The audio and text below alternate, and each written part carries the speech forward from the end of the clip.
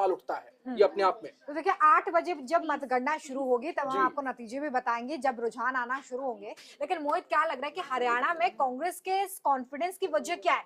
क्या वो ये देख रहे हैं कि एंटी इनकम्बेंसी फैक्टर का उनको फायदा मिल जाएगा, या कांग्रेस को ये उम्मीद है कि जिस तरीके से लोकसभा चुनाव में इंडिया गठबंधन ने प्रदर्शन किया था वो एक बड़ा रीजन है जिसकी वजह से कांग्रेस कॉन्फिडेंस में? देखिए, हरियाणा में खास तौर पे बड़ी बात यह है कि जो समीकरण बने हो, खास तौर पर लोकसभा चुनाव में जिस तरीके से कांग्रेस पार्टी को इतना बड़ा एज मिला कि उन्होंने आधी सीटें जीत ली, 10 में से 5 सीटें जीत ली। और खास तौर पर बड़ी बात यह भी थी कि लोकसभा चुनाव में अगर हम विधानसभा के समीकरण देखें तो वहां पर लगभग 44-45 सीटों पर तब कांग्रेस आ गई थी। तो इस बिहाफ पर उन्होंने जिस तरीके से अब लगातार एंटी इनकम्बेंसी की बात कही, उन्होंने जिस तरीके से कांग्रेस ने कहा कि भाई देखिए बीजेपी को अपना मुख्यमंत्री बदलना पड़ा, तमाम मुद्दे उन्होंने गिनाए। और इसके बाद कांग्रेस जिस पावरफुल रुझान के साथ लोगों तक पहुंच गई, तो वो एक बड़ी फैक्टर थी। और बड़ी चीज इसमें यह भी है कि कांग्रेस इस वक्त जो है, जैसा कि रुझानों में दिख रहा है, रुझान अभी कुछ देर में आएंगे, बट एग्जिट पोल में जो दिखा है हमें सामने कि कांग्रेस पार्टी को बढ़त हासिल होती हुई मिल रही है। लेकिन देखिए एक चीज और भी है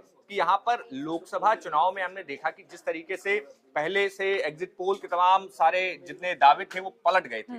तो अभी भी हरियाणा में जैसा भाजपा को उम्मीद है कि ये जो एग्जिट पोल है वो पलटेंगे, रिजल्ट उनके हिसाब से आएगा, तो वहीं कांग्रेस इस बार फुल कॉन्फिडेंस में आ गई है कि भाई इस बार जो है हरियाणा में बिल्कुल सत्ता परिवर्तन होने वाला है। जिस तीसरे टर्म की बात जो भारतीय जनता पार्टी कर रही थी, उनको इस बार हाथ जो है वो नहीं लगने वाला है, ऐसा कांग्रेस पार्टी लगातार सोच रही है। और देखिए एग्जिट पोल जिसका जिक्र यहाँ पर मोहित कर रहे हैं, मैं आपको बताते चलूं कि मध्य प्रदेश और छत्तीसगढ़ के जब एग्जिट पोल सामने आए थे रोहन और मोहित, तो वहां पर कांग्रेस की सरकार बनती दिख रही थी। लेकिन जैसे ही रुझान आना शुरू हुए तो रुझान बीजेपी के पक्ष में आए और आखिरकार वहां पर सरकार बन गई। इसलिए एग्जिट पोल होंगे या नहीं ये तो नतीजे बताएंगे, लेकिन फिलहाल बीजेपी ये वॉक ओवर लेती हुई कि एग्जिट पोल नहीं होंगे और इसलिए हम वहां पर चुनाव जीतेंगे। लेकिन जम्मू कश्मीर की भी अगर हम यहाँ पर बात करें तो वहां पर भी जो एग्जिट पोल है वो काफी चौंकाने वाले नतीजे दिखा रहे हैं। और सबसे बड़ा जो इस वक्त सवाल बना हुआ है कि एक तो मुख्यमंत्री कौन होगा, और दूसरा कि अगर पार्टियों को पूर्ण बहुमत नहीं मिला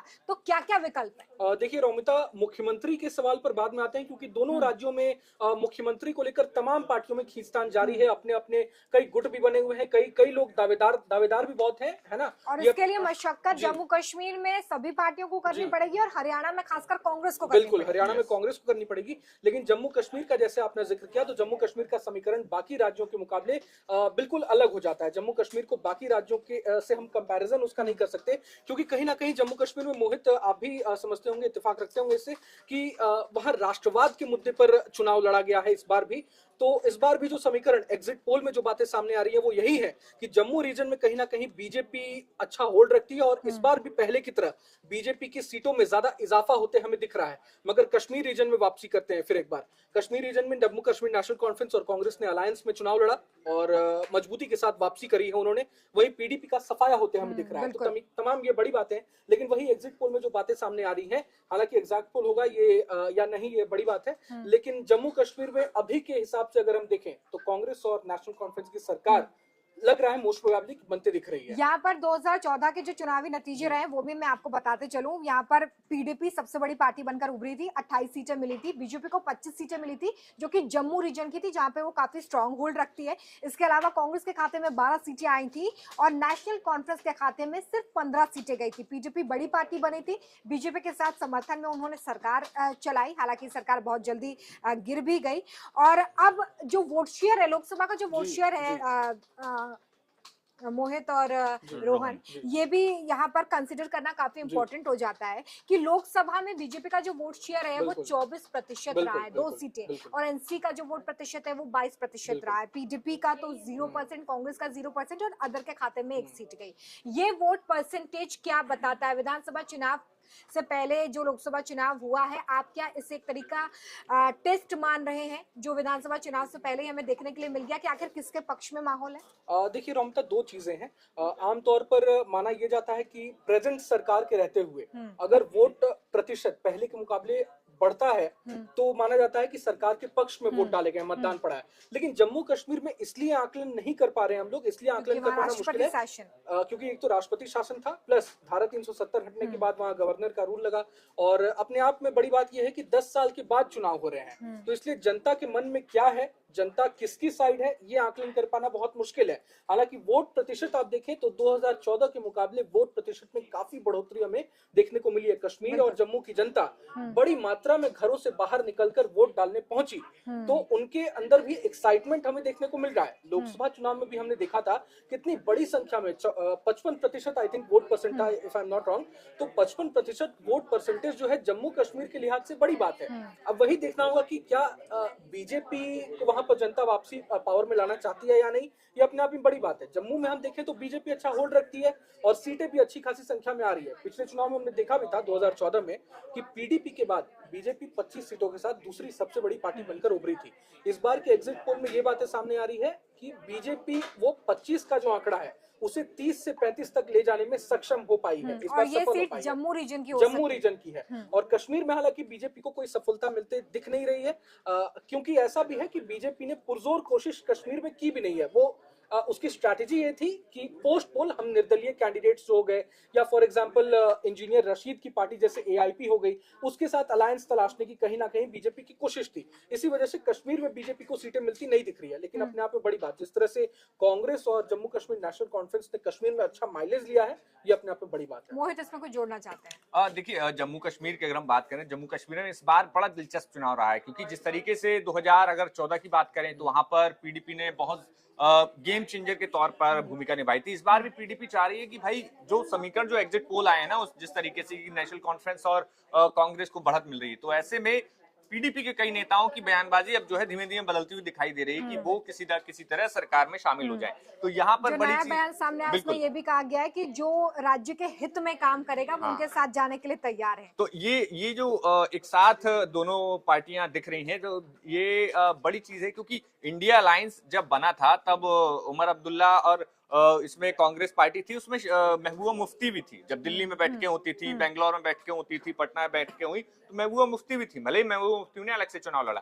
तो ऐसे में कयास ये भी है कि महबूबा मुफ्ती चाह रही है कि भाई जो अलायंस पहले फॉर्म हुआ था, इस बार भी वो किंग मेकर की भूमिका में हो जाए। अच्छा, इस चीज में बड़ी चीज ये है कि प्लस पॉइंट है सबसे ज्यादा नेशनल कॉन्फ्रेंस के लिए। अगर उनके पास काफी ज्यादा संख्या में सीट्स आ गई तो उनके पास दो ऑप्शन रहेंगे, या तो वो पीडीपी के साथ जा सकते हैं या फिर वो कांग्रेस के साथ भी जा सकते हैं।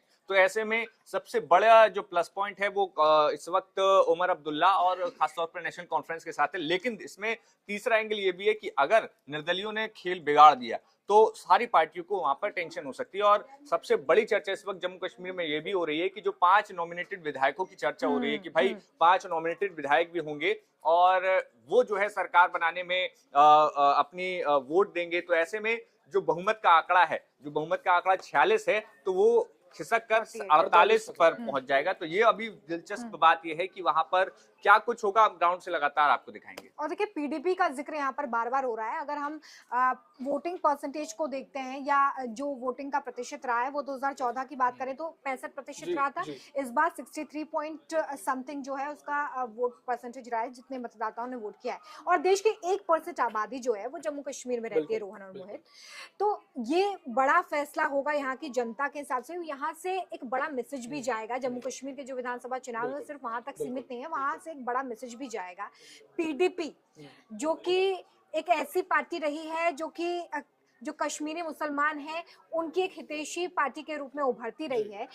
एग्जिट पोल में जो पीडीपी की हालत होती हुई नजर आ रही है वो पीडीपी के लिए निराशाजनक है। और क्या ये उसी निराशा की वजह है कि पीडीपी ये कहती आ रही है कि अब भाई देखिए जो राज्य के लिए अच्छा करेगा हम तो उसके साथ खड़े होंगे। बिल्कुल। और रोमिता देख लीजिए, पीडीपी के हिसाब से दो चीजें हैं। पीडीपी के लिए जो बुरा डिसएडवांटेज जो उनके लिए साबित हुआ है वो ये है कि वो इंडिया अलायंस का हिस्सा इस बार नहीं बन पाई। कांग्रेस ये शुरुआत 2014 में हुई क्या, जब गठबंधन किया साथ में। कहीं ना कहीं पीडीपी ने 14 में बीजेपी के साथ सरकार बना ली थी। सरकार में आने के लिए कहीं ना कहीं उसका भी प्रभाव पड़ा। लेकिन इस बार क्या है, इस बार पीडीपी कहीं ना कहीं ओवर कॉन्फिडेंट नजर आ रही थी महबूबा मुफ्ती, और इसी वजह से कांग्रेस और नेशनल कॉन्फ्रेंस के साथ वो अलायंस में शामिल भी नहीं हुई, जिसका उन्हें कहीं ना कहीं एक डिसएडवांटेज हमें चुनाव में देखने को मिल रहा है। दूसरी चीज ये कि कश्मीर की जो जनता है, कश्मीर की जनता का मोटिव क्लियर था। उन्हें बीजेपी को कहीं ना कहीं पावर में आने से रोकना था।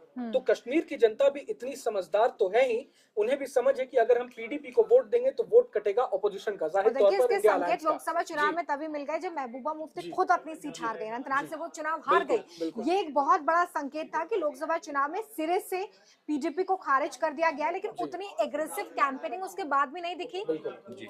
एग्रेसिव कैंपेनिंग भी उसके बाद नहीं दिखी। और इस बार आप देख ले पीडीपी महबूबा मुफ्ती की बेटी को भी लॉन्च किया गया है, इल्तिजा मुफ्ती को। इल्तिजा हाँ, तो मुफ्ती। देखने वाली बात ये भी होने वाली है, जिस तरह से इल्तिजा मुफ्ती को लेकर जिस तरह से प्रचार प्रसार किया गया, जिस तरह से उनका प्रमोशन हुआ है, तो इल्तिजा मुफ्ती को लेकर भी अपने आप में बड़ा सवाल उठता है कि अपनी सीट बचा पाएंगी या नहीं। बिजबेहरा देखिए, से बिजबेहरा चुनावी से मैदान। इल्तिजा मुफ्ती वहाँ पे चुनावी मैदान PDP में की बड़ी बात यह है परंपरागत सीट है। परंपरागत सीट है और वो काफी सेफ मानी जाती है वहाँ